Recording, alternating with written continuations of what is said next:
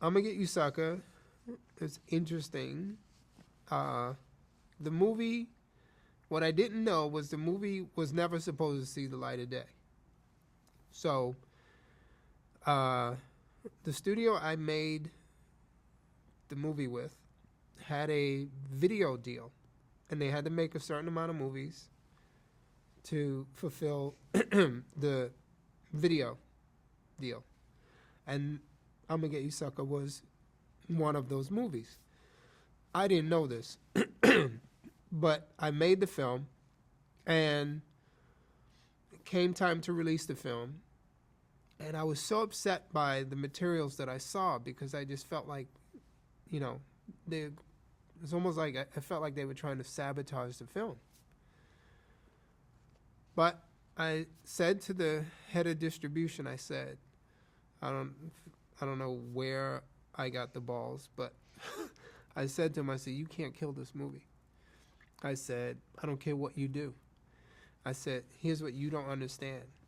I said, there hasn't been a black film in 20 years.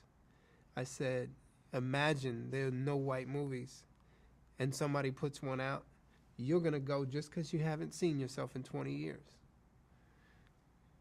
Cut to, they released the movie in 5 markets, not New York or LA, like Baltimore and DC, Detroit. It was just enough to say it was a theatrical release. At Christmas, up against Arnold Schwarzenegger and Danny DeVito, twins.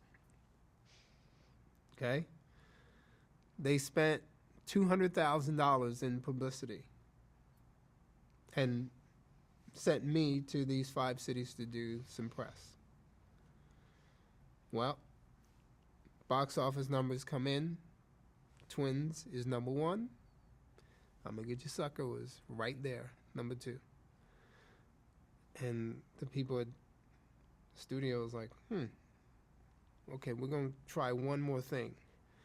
So they opened us in New York against January Man with Kevin Kline. That movie was in about 1,500 theaters. We were in 200 theaters. It made $1.9 million. We made $1.6 million.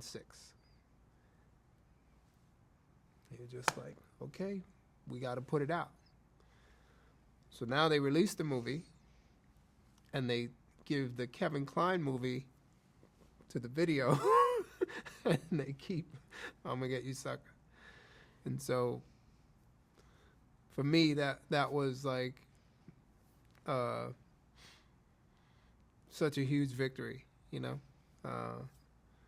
And that's what led to In Living Color, actually, was I'm Gonna Get You, Sucker. I'm Gonna Get You, Sucker, the idea, actually, the premise was Eddie Murphy. We were all hanging out, and he said, wouldn't it be funny to make a parody of black exploitation movies? And he actually said, I'm gonna get you, sucker. That was the thing. And then we all started riffing and, you know, throwing out ideas and blah, blah, blah. And then it just sat. And I called him up like a couple of years later, and I said, hey, man, were you ever going to do anything with that? And he goes, nah. I go, well, can I do something with it? He was like, yeah, go. So I sat down and I wrote the script, and the rest is history.